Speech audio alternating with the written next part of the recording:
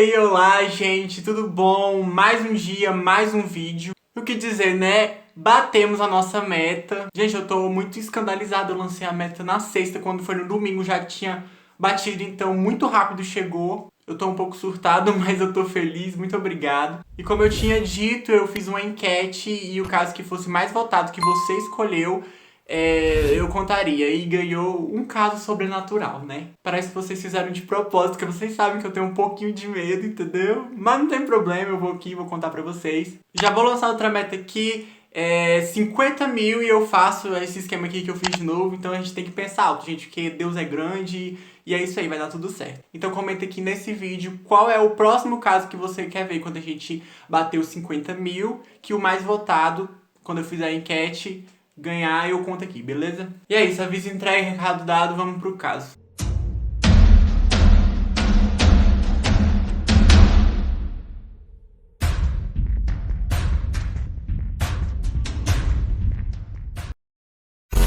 Doris Bitter supostamente cresceu em um lar abusivo com pais alcoólatras e se tornou uma garota rebelde e selvagem. E era fascinada pelo paranormal. Ela teria realizado sessões espíritas e usado uma tábua Ouija. Ela também começou a beber e a usar drogas e não demorou muito até que sua família a expulsasse e a renegasse. Então depois disso a Dory teve uma série de relacionamentos abusivos com caras violentos. E aí ela acabou se tornando uma mãe solteira, ela teve 4 filhos, e esses 4, cada filho era de um pai diferente. Em 1974, a Doris, então com 33 anos e seus 4 filhos, 3 meninos de 16 anos, 13 e 10 anos e uma menina de 6 anos, fizeram as malas e se mudaram para uma casa alugada na Braddock Avenue em Culver-City, Califórnia. Então depois que eles se mudaram para essa casa, aconteceu um episódio um pouco sinistro. Uma mulher de origem hispânica bateu na porta dela. E aí a Doris abriu e a mulher só olhou para ela e falou: "É mal". Só isso, virou as costas e foi embora. A Doris não entendeu nada. Depois que eles se mudaram para essa casa, alguns eventos sobrenaturais começaram a acontecer. Eles ouviram alguns barulhos, coisas caíam. E aí chegou o ponto que a Doris disse que foi atacada por esses espíritos que moravam nessa casa. Ela disse que 2 espíritos a seguravam enquanto um a abusava sexualmente. E o filho dela ouviu, um dos filhos dela ouviu que estava no quarto do lado e foi correndo para ajudar a mãe. E ele confirma essa história da mãe, que era tudo verdade. Ele disse que também viu vários hematomas nas coxas da mãe dela, o que seria supostamente os espíritos assegurando ela, fizeram ela ficar com hematomas. Não só os filhos da Doris e ela diziam que tinham esses eventos sobrenaturais, os próprios vizinhos dela dizem que já viram coisas estranhas, objetos flutuando.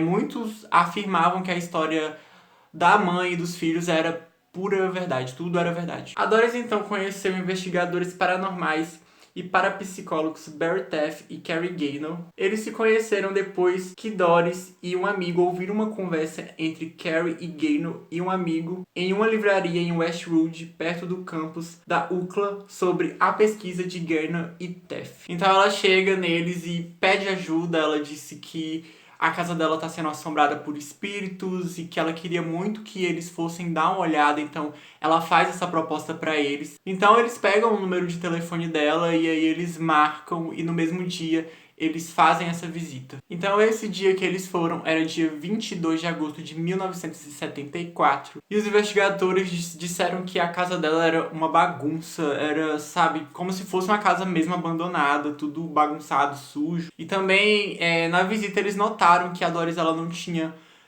um comportamento, uma relação muito boa com os filhos. Ela era um pouco assim, grossa, um pouco negligente, principalmente com os filhos mais velhos. Então o Taff e o Gaynor começaram com uma entrevista, primeiro com a Doris, para saber quais eventos sobrenaturais eram esses, para explicar mais detalhadamente. Então essa entrevista durou cerca de 1 hora e ela disse que eram 3 entidades que estavam na casa e que essas 3 principais viviam perseguindo ela. E aí durante essa entrevista eles também perguntaram sobre o passado da Doris e ela disse que tinha uma infância um pouco abusiva, que não foi muito legal. Então, de primeira, eles constataram que tudo isso que ela estava vivendo não era uma experiência paranormal e sim eles achavam que era algo mais emocional ligado a esse passado, que às vezes ela podia ver essas coisas ou achar que estava sendo perseguida, mas era tudo psicológico. Então a ideia inicial dos investigadores era encaminhar a Doris para um instituto psiquiátrico para que ela pudesse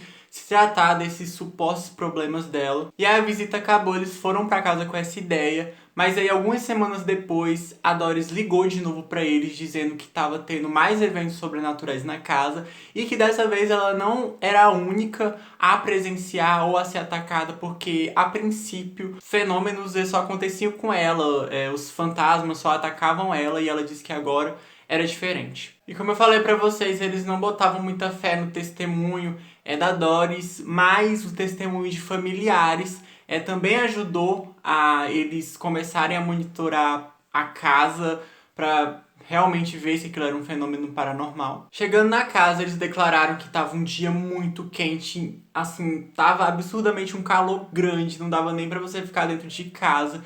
E a casa da Doris também estava quente no centro, mas eles dizem que conforme eles iam entrando nos quartos, os quartos eram muito gelados, tipo, muito frio, o que não fazia sentido, porque tava um calor absurdo. E eles também disseram que sentiam cheiros muito estranhos, como se fosse de carne podre pela casa. E a Doris também mostrou pra eles os hematomas que ela tinha. Ela tinha vários roxos, principalmente nas coxas, que seriam dos ataques paranormais. E aí teve uma hora que todo mundo foi pra cozinha, e aí o investigador disse que a porta do armário abriu sozinha, e que uma frigideira também saiu voando pela cozinha e depois para fora da casa.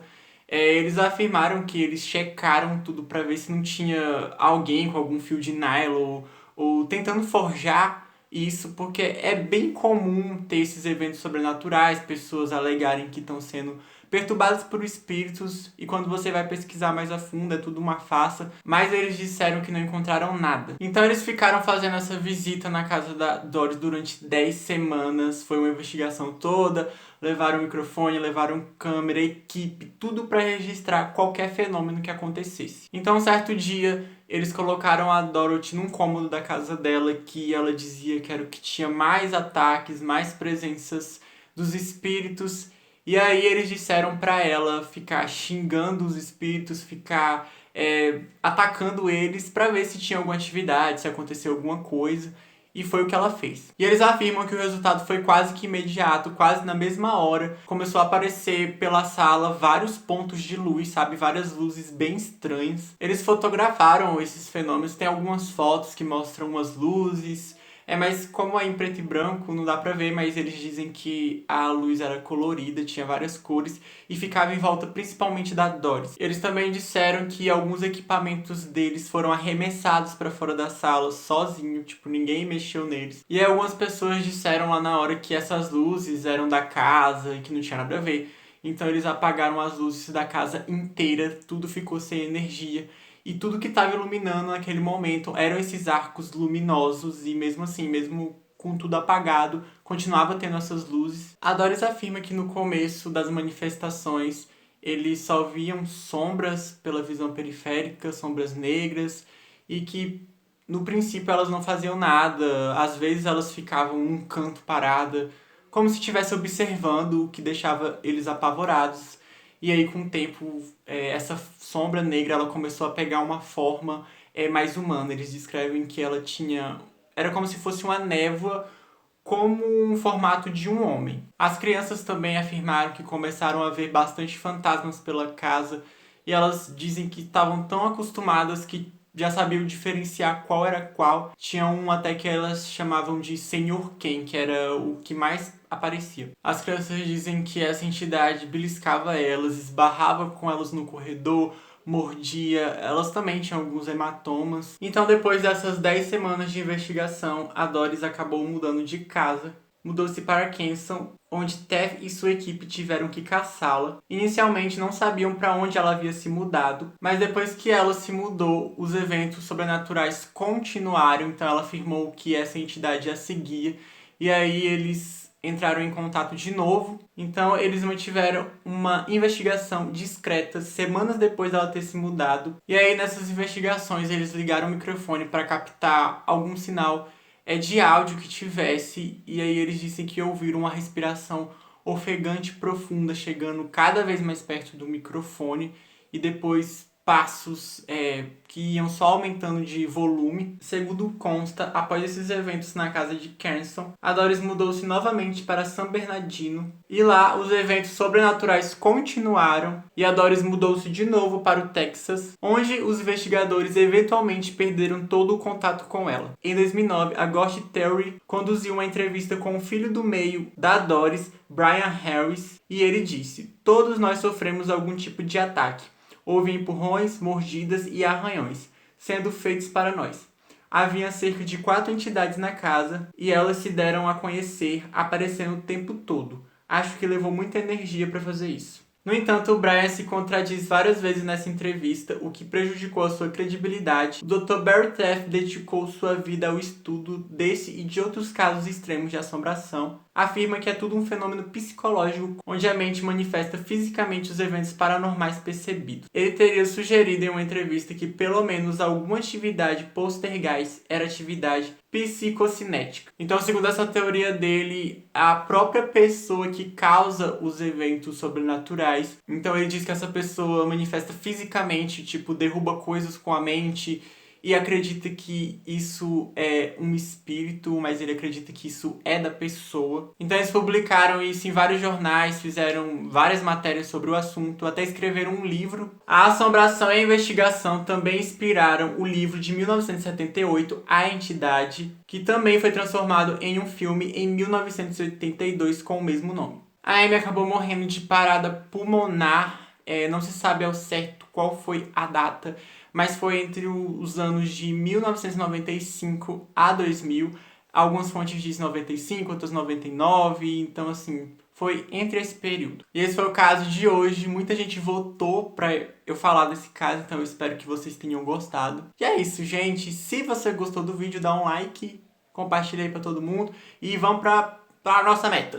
Tô nem falando, sabe mais falar, já falei tanto. Vamos pra nossa meta de 50 mil, beleza? E é isso, eu vejo vocês no próximo vídeo. É nóis!